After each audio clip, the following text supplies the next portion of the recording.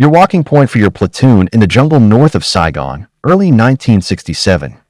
The air around Siu Chi is heavy and wet, the ground spongy under your boots. Somewhere ahead lies the Iron Triangle, the Viet Cong stronghold your commanders keep talking about during Operation Cedar Falls.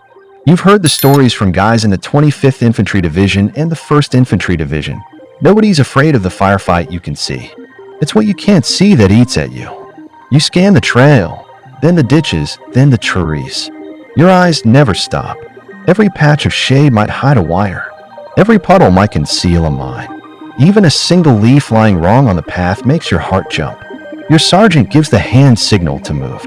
You take one more slow step. Nothing. But that's the problem in Vietnam's war of mines and booby traps.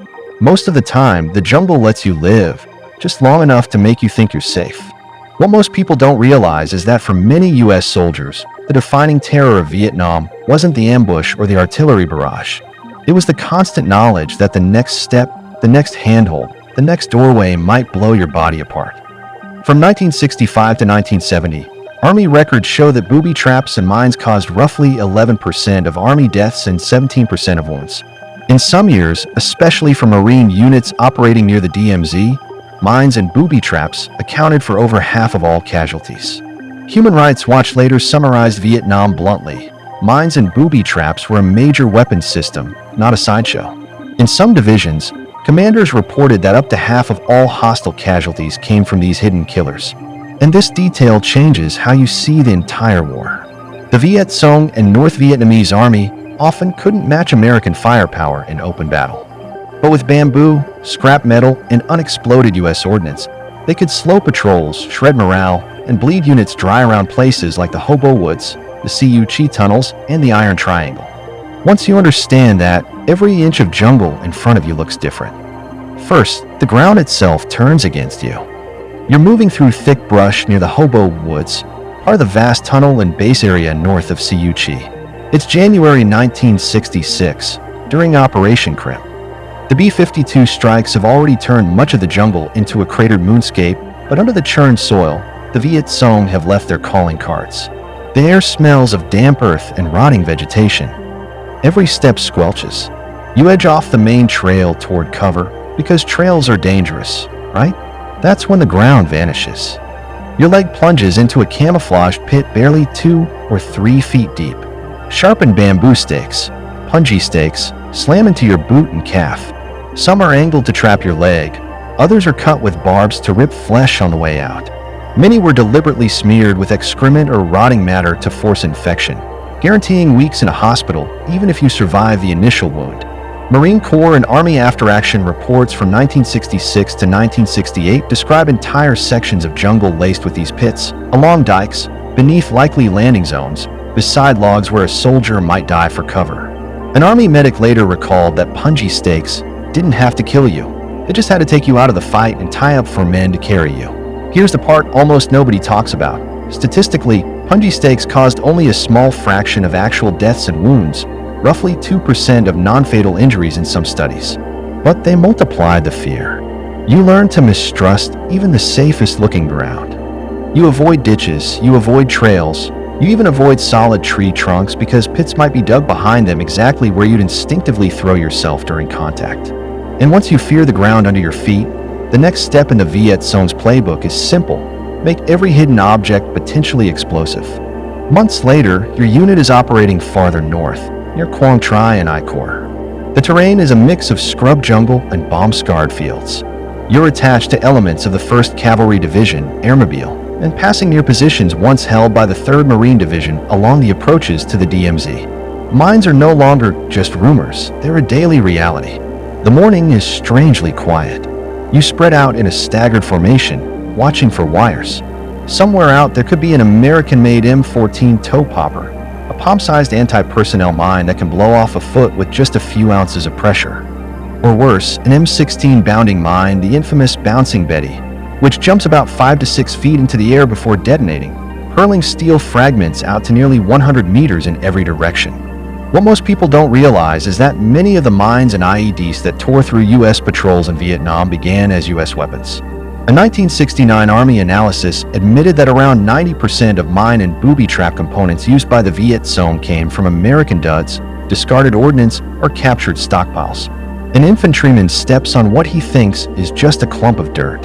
The explosion rips through the column, spraying shrapnel made from a cut-down artillery shell. In 1967 alone, mines and booby traps cause around 4,300 American casualties, and by some estimates, landmines accounted for over a quarter of all U.S. combat deaths in Vietnam. Veterans later told interviewers that they'd rather take on 1,000 enemy in a firefight than walk through a known minefield. The mine might never go off, or it might detonate under the last man in the file. You never know if the next click under your boot is a twig or the end. After a while, you learn to avoid obvious choke points and keep your eyes on the ground. That's when the jungle starts attacking you from the sides and from above. By late 1967, back near the Iron Triangle and the approaches to Saigon, you move differently.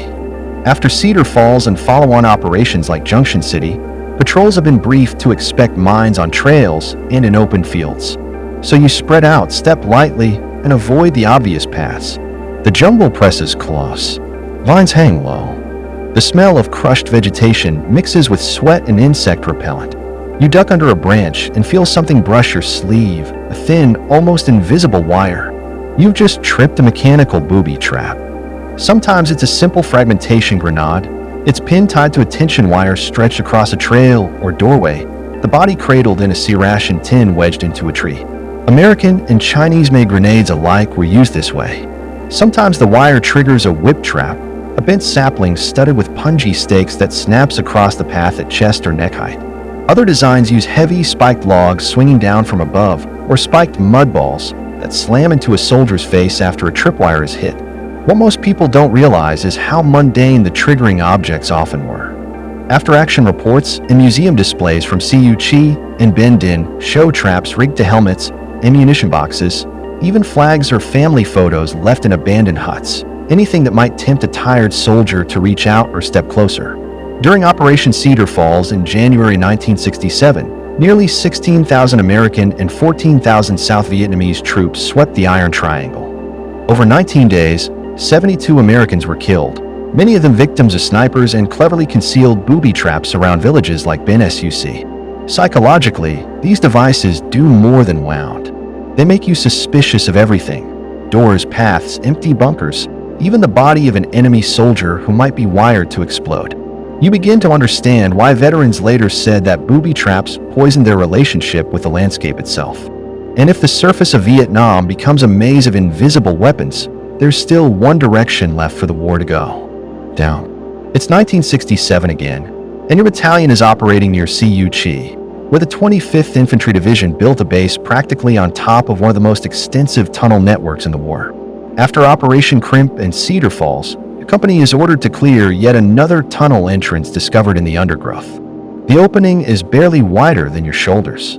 The smell rising from it is a mix of wet clay, sweat, and something rotten. The men chosen as tunnel rats, often smaller soldiers from units like the 1st Infantry Division, 25th Infantry Division, and 1st Cavalry Division, strip down their gear to the essentials: pistol, flashlight, knife, maybe a radio. Then they drop into the dark. Inside, the tunnels earn the nickname Black Echo. Light disappears after a few feet. The air is hot and close. It's hard to breathe. Some complexes run for hundreds of yards, with multiple levels and chambers used as hospitals, storage depots, and command posts. Here, booby traps become even more intimate. False floors might collapse into pits lined with punji stakes. Tripwires can trigger grenades at waist height in a space barely 3 feet high, where there is nowhere to dive. Narrow side tunnels might be rigged with simple crossbows or shotguns, triggered by a cord around a corner. In some accounts from Siu Chi and the Iron Triangle, tunnel rats describe boxes of scorpions or venomous snakes dropped from the ceiling onto intruders, a living weapon in absolute darkness. One oral history in a Vietnam archive records a tunnel rat who said the insects and animals scared him more than the Viet Cong. Ants half an inch long could latch onto skin so hard that pulling them off took skin with them. Down here, the psychological impact is crushing. Every inch forward could be your last. Every knot in the dirt wall might hide a firing port. You're alone, sometimes 30 or 40 feet from the nearest friendly soldier, Knowing that above ground your unit is listening for a muffled blast that might mean you triggered the wrong route, the wrong step, the wrong wire. And when you finally crawl back into the light, covered in clay and sweat, you know one thing for sure. The jungle will not let you relax, above ground or below it. By the time American combat units began withdrawing in the early 1970s, veterans of divisions like the 25th Infantry, 1st Infantry, 1st Cavalry, 101st Airborne, and 3rd Marine Division carried home memories of a war where the battlefield itself seemed alive and hostile. Mines and booby traps weren't just random hazards. They shaped everything: patrol routes, unit tactics, even the pace of operations. Booby traps and mines caused around 11% of Army deaths and 17% of wounds in the key years from 1965 to 1970. Landmines overall were responsible for roughly a quarter to a third of all U.S. combat deaths in Vietnam. Here's the part almost nobody talks about. The danger didn't end in 1975. Unexploded ordnance and leftover mines have continued to kill and maim civilians in Vietnam, Laos, and Cambodia for decades. Vietnamese sources estimate that tens of thousands of people, over 40,000 in Vietnam alone, have died from unexploded bombs and mines since the war officially ended, and large areas of central Vietnam remain contaminated. For you, as that hypothetical soldier slogging through elephant grass or dropping into the black echo of a tunnel, the statistics don't matter. What matters is the moment when your boot hovers over the ground and you have to decide, do you put your weight down? In Vietnam's green hell of punji stakes, mines, jungle whips, and tunnel traps, every step, every handhold, every doorway was a question with life or death consequences. And long after the last American helicopter left, those hidden killers kept answering that question for thousands more.